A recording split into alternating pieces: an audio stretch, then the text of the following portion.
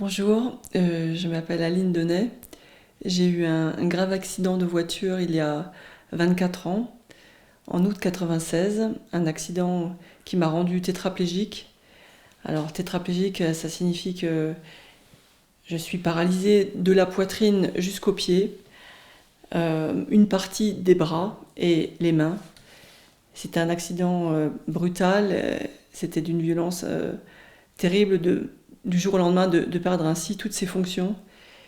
J'ai très très mal vécu cet accident, je ne voulais plus vivre. Et mon compagnon Pierre m'a dit on va essayer de trouver des solutions. Si vraiment on ne trouve pas de solution, tu pourras partir si tu veux, si tu sens que la vie sera trop difficile comme ça. Et à partir de là, on a monté une association, on a essayé de chercher des solutions thérapeutiques. Et ce qu'on a fait, on a d'abord trouvé certains chercheurs qui travaillaient sur la moelle épinière, on les a financés. Et c'est grâce à ça avec cet espoir quotidien, que j'ai pu tenir, parce que c'est une vie très difficile d'être ainsi limité physiquement. Et on continuait toujours à travers notre association, à financer la recherche jusqu'au jour où, en mars 2019, enfin, on a pu aboutir à cet essai clinique. Et donc j'ai participé à cet essai clinique alors que j'avais déjà 23 ans de tétraplégie derrière moi. Mais il fallait que j'aille au bout de cette démarche. C'était indispensable, même si je savais que mes espoirs de récupération étaient très faibles, mais parce que moi l'épinière depuis 23 ans n'était pas stimulée.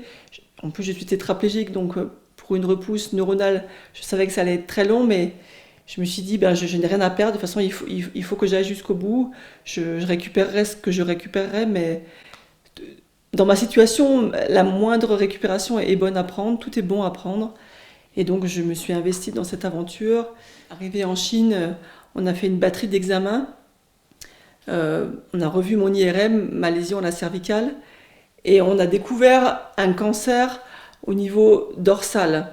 Et là, c'était vraiment une surprise terrible de savoir que non seulement j'avais eu un accident au niveau cervical, mais que par la suite j'avais développé un cancer au niveau dorsal, au niveau des 11.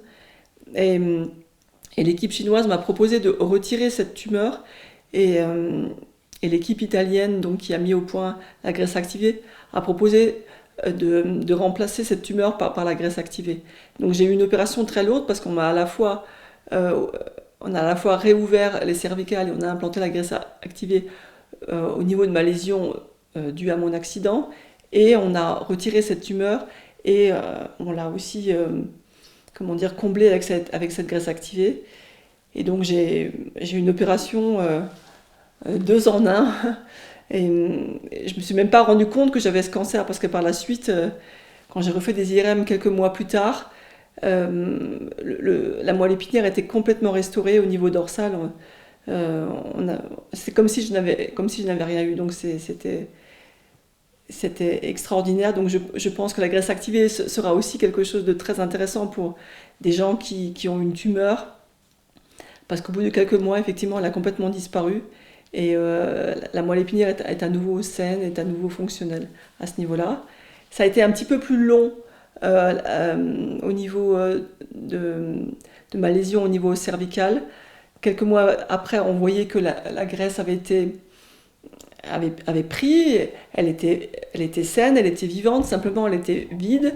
Il n'y avait pas encore eu de migration neuronale au sein de de la lésion, mais 8 mois plus tard, on voyait comme une espèce de serpent, c'est-à-dire on voyait des groupes neuronaux qui se sont installés, qui ont migré vers la lésion. Et moi, je remarquais aussi qu'à ce moment-là, je commençais à faire des petits progrès, notamment ma vessie. Avant cette opération, j'avais une vessie qu'on appelle neurologique, et qui ne m'indiquait pas toujours le moment où j'avais vraiment besoin d'uriner. Alors ça fait partie un peu du handicap invisible, mais c'est quand même très contraignant de ne pas savoir quand est-ce qu'on avait envie d'uriner. Et puis parfois, quand on sent, c'est parfois trop tard, on a des fuites, alors j'étais obligée de porter des couches. Et là, le fait de maintenant de sentir clairement quand j'ai envie, je peux me sonder. Et puis j'ai une bonne capacité vésicale aussi, je me sonde. Pas pour 100 millilitres ou 200 millilitres, mais vraiment pour 500, voire 600, et sans faire de fuite, donc c'est très confortable. Et là-bas, j'ai pu marcher tous les jours. Alors faire marcher un tétraplégique, c'est quand même très compliqué, il faut du personnel, mais au bout d'un moment, j'arrivais quand même un petit peu à lancer les jambes. Je pense que les petits muscles au niveau du psoas ou le bas du dos, ou un petit peu des abdominaux qui m'ont permis de me tenir un peu plus droit, de verrouiller les genoux aussi et de lancer les jambes. Alors bien sûr, j'ai toujours besoin d'aide, je ne peux pas me lever moi-même de mon fauteuil, mais le simple fait d'être debout tous les jours, de marcher tous les jours, c'est extraordinaire parce que on est des êtres humains, on est des bipèdes, en effet. Pour vivre debout, au départ, quand je me mettais debout, j'avais vraiment une lordose, c'est-à-dire que les fesses sortaient, je n'arrivais pas du tout à me tenir bien droite. Et là, au bout de quelques mois, à force de me mettre debout tous les jours, à force de marcher tous les jours, j'ai retrouvé une posture, une stature d'une femme debout, fière, grande. Et sur le plan psychologique, c'était très important. Bien sûr, je ne peux pas marcher seule, mais j'ai encore une marge de progression. Ça fait à peine 1 an. Et juste avant de partir, on a refait un IRM et mon neurochirurgien me disait que il y avait encore peut-être 2 ans à 3 ans de marge de progression. Il ne pouvait pas me le dire vraiment, mais en tout cas, c'est quelque chose qui ne fait que commencer. Je ne sais pas jusqu'où je vais aller, mais bon, j'ai déjà récupéré ma vessie, des petits mouvements, des renforcements du haut du corps aussi, une meilleure stature, une meilleure posture. Et il faut continuer. Et j'espère aussi surtout que cette thérapie puisse servir à d'autres, surtout à des gens qui auront un accident et pour lesquels on pourra faire une chirurgie identique à la mienne et leur implanter directement cette graisse activée. Ils auront un potentiel de régénération bien plus important que moi, puisque moi je suis comme ça depuis 24 ans et ça va ouvrir des perspectives extraordinaires. Donc j'espère que cette aventure, que ce premier essai sur des gens gravement accidentés comme moi et depuis longtemps servira pour d'autres, c'est le but aussi.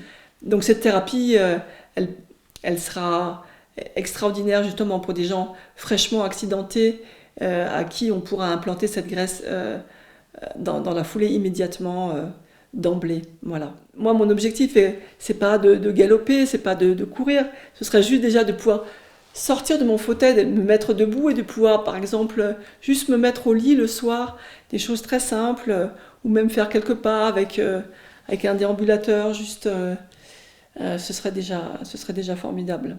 Voilà.